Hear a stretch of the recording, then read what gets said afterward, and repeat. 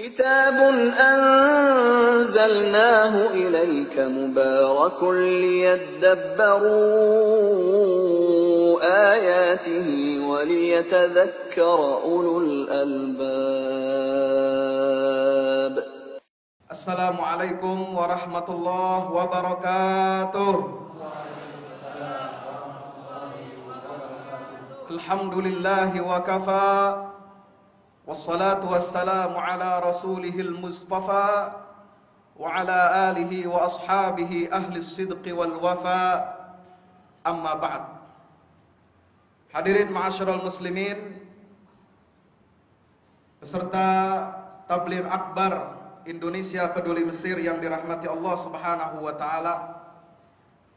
Syukur alhamdulillah kita masih dapat diberikan nikmat Allah Subhanahu wa taala pada ashril awakhir di bulan Ramadan ini. Kita bisa meringankan langkah kaki kita untuk datang ke dalam acara Tabligh Akbar dan Munasarah. Kalau Munasarah Palestina, Munasarah Rohingya, Munasarah Suriah sudah biasa dan terjadi di mana-mana, saatnya kini kita menunjukkan munasarah kita kepada Mesir, ummud dunia. Mesir sebagai tempat tujuan para penuntut ilmu-ilmu syariah, di mana Al-Azhar Asy-Syarif ada di dalamnya. Mesir yang menjadi pusat epicentrum kebangkitan gerakan Islam di dunia ini. Setelah khilafah Utsmaniyah turun dan dikudeta oleh Mustafa Kamal Atatürk, para ulama-ulama kita di Mesir bangkit. Mereka menyatukan gerak dan langkah mereka di dalam wadah yang namanya Jamaah Ikhwanil Muslimin.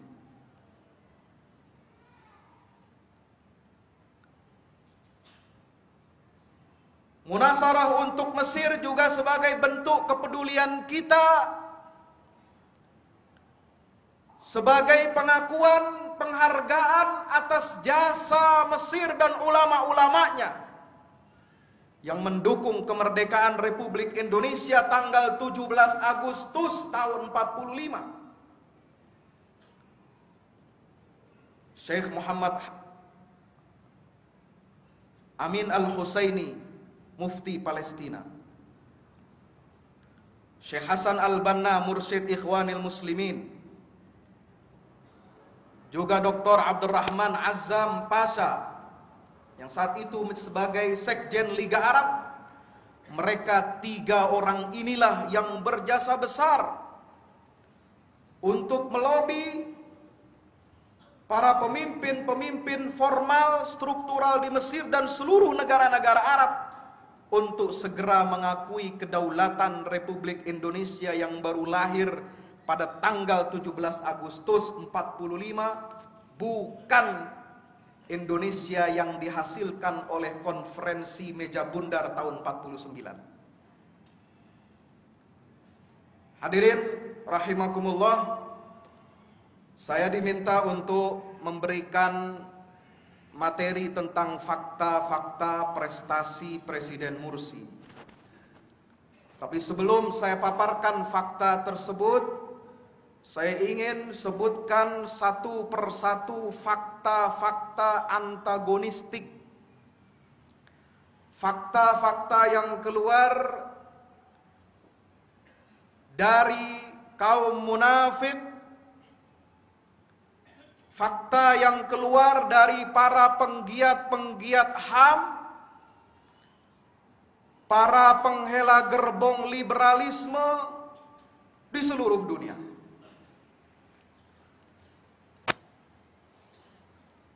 Yang pertama, fakta dari mbahnya liberalisme, yaitu Amerika Serikat.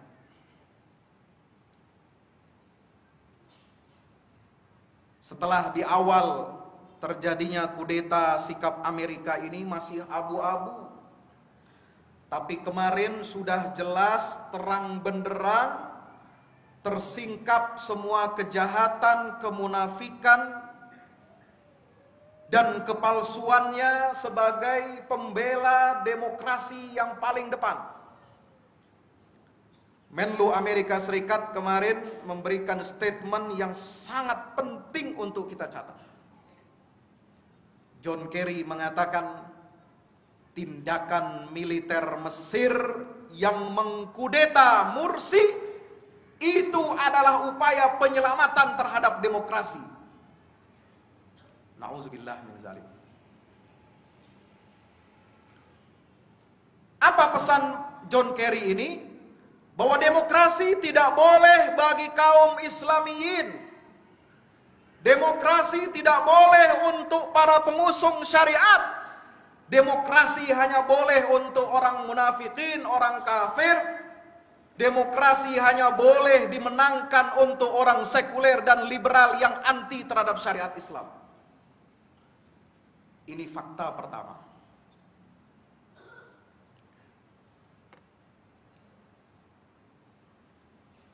Fakta yang kedua yang sangat menyakitkan, sejarah militer Mesir yang sangat dihargai, diapresiasi oleh kita selama ini. Sebagai pembela qadhiyah Palestina, sebagai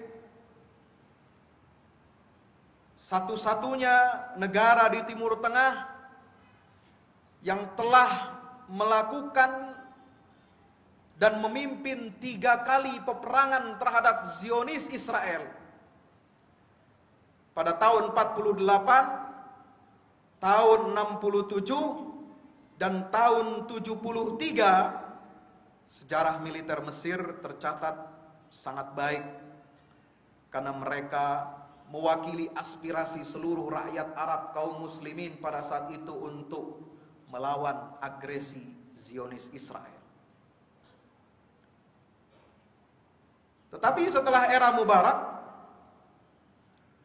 mulai peran militer Mesir yang musyarraf, yang baik, yang mulia itu mulai dibonsai, dikebiri untuk kepentingan menjaga eksistensi Israel. Dan yang sangat memalukan dan menghinakan, setelah dikudetanya Presiden Muhammad Mursi, seluruh akses bagi warga Palestina di Gaza, terowongan-terowongannya dihancurkan, pintu perbatasan Ramallah ditutup rapat-rapat. Sulit sekarang warga Gaza untuk mendapatkan bantuan kemanusiaan, bisa membeli ataupun menjual barang-barang mereka. Kezaliman yang luar biasa. Ini adalah produk kudeta yang nomor 1.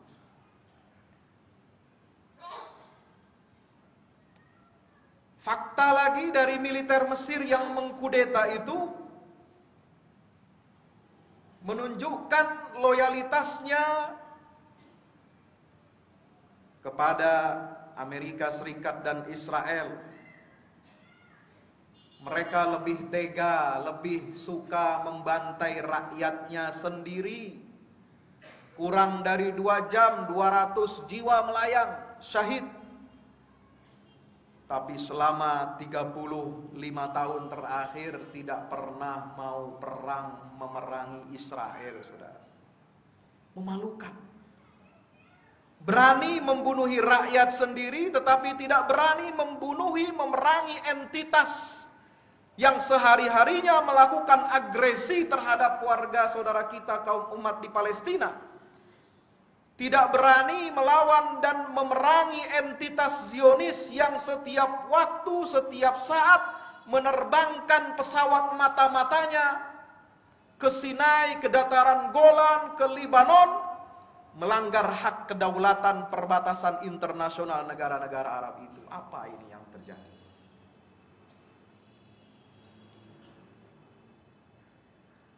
Yang ketiga, Ada fakta lagi. Fakta di negara kita mayoritas umat terbesar di dunia yang berhutang jasa kepada Mesir, berhutang jasa kepada para ulama Mesir, ya. Sikap yang sangat lemah dan memalukan. Tidak sesuai dengan prinsip bebas aktifnya yang tadi disampaikan oleh Mas Heri. Jangankan seorang presiden yang gagah tampaknya di depan rakyat, menteri luar negerinya pun tidak pernah bicara muncul ke publik untuk memberikan komentar.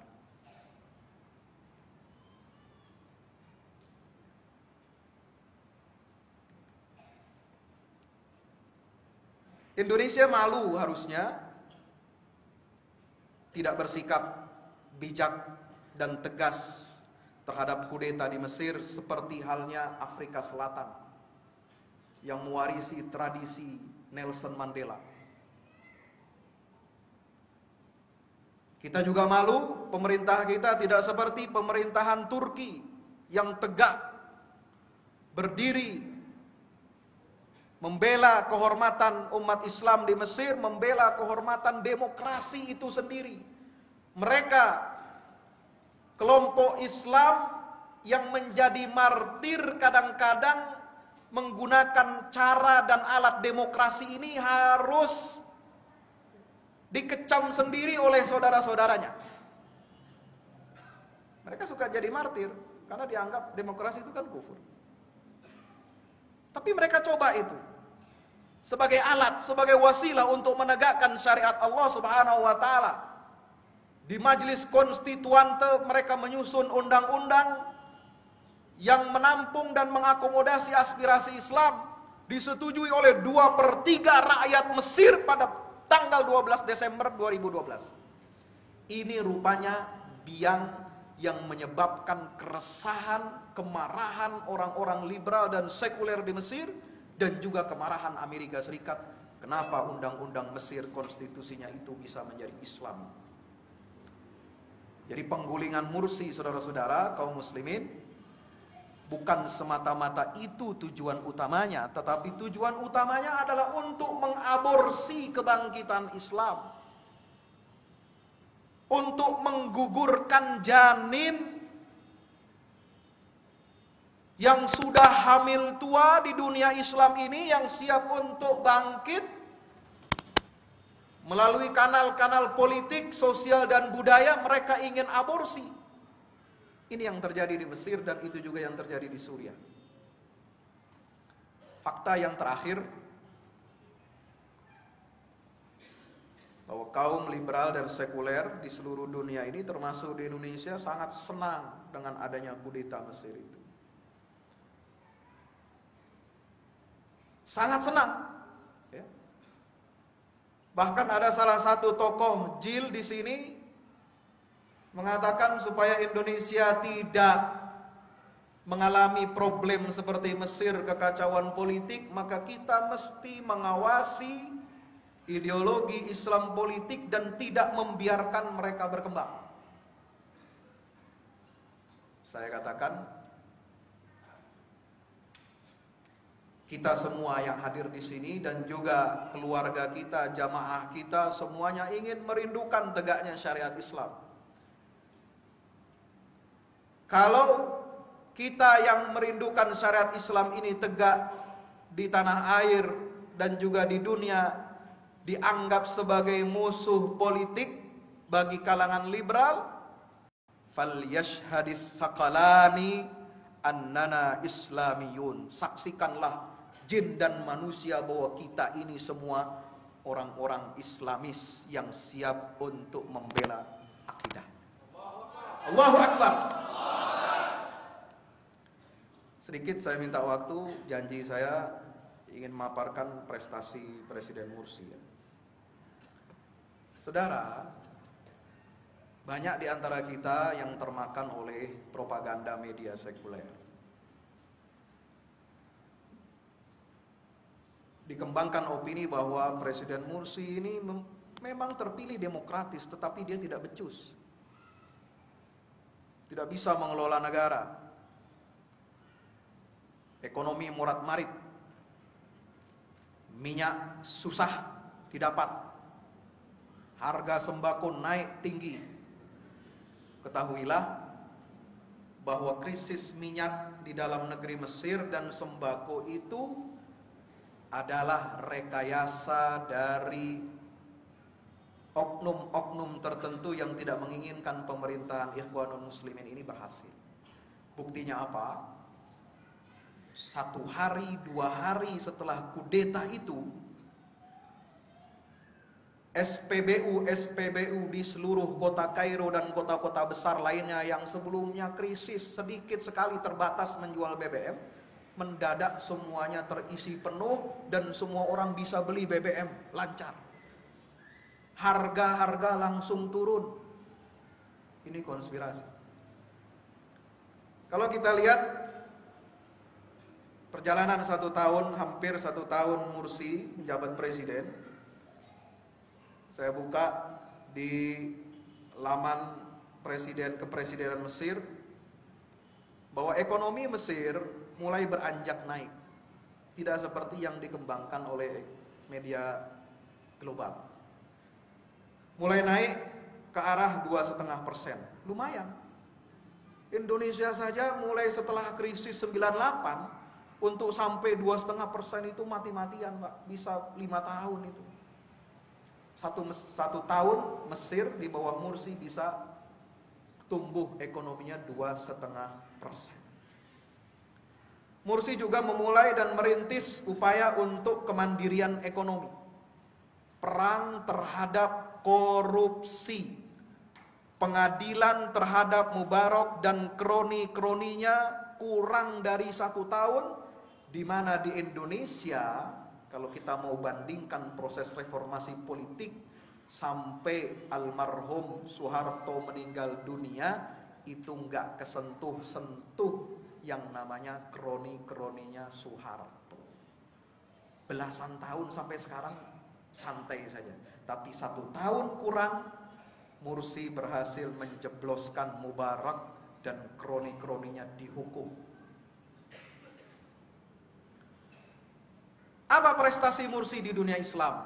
Ini jadi pertanyaan besar, dan ini alasan kenapa kita sekarang ini munasarah. Saudara-saudaraku yang dirahmati Allah Subhanahu wa taala, prestasi Mursi di dunia Islam jelas sikapnya, dukungannya, kebersamaannya, pembelaannya terhadap Palestina nomor 1. Di masa Mubarak, semua akses terhadap Gaza, kemudian pengucilan isolasi politik terhadap pemerintahan Ismail Haniyah dari kubu Hamas, itu dipimpin langsung oleh Mubarak bertahun-tahun setelah memenangi pemilu tahun 2006. Tapi alhamdulillah 2012 setelah 6 tahun pemilihan legislatif di Palestina, keadaan berubah drastis. Mesir membuka gerbang Rafah seluas-luasnya dan menerima para pengungsi Gaza dengan baik. Yang kedua, ini yang paling penting, prestasi Mursi di dunia Islam adalah dia menyediakan tempat, waktu dan tenaganya untuk konferensi ulama-ulama ahli sunnah wal jamaah di Kairo 1 minggu sebelum beliau dilengsarkan. Untuk apa? Untuk mendukung jihad umat Islam di Suriah melawan kebengisan dan kekejaman taghut yang bernama Bashar al-Assad yang berkoalisi dengan milisi Syiah Hizbullah. Allahu Akbar. Ini yang ditakuti terjadi setelah adanya proses reformasi politik Arab Spring yang mengancam eksistensi Israel, mengancam hegemoni Amerika, mengancam ambisi ekspansionisme Syiah di Timur Tengah yang membentang dari Iran melewati Suriah sampai Lebanon. Ini mereka pihak-pihak yang paling tidak suka dengan kemenangan Mursi dan juga dengan kemajuan para mujahidin di Suriah. Karena dua sayap Mesir dan Suriah inilah yang insya Allah akan membebaskan Palestina. Wallahu a'lam bishawab. Wassalamualaikum warahmatullahi wabarakatuh.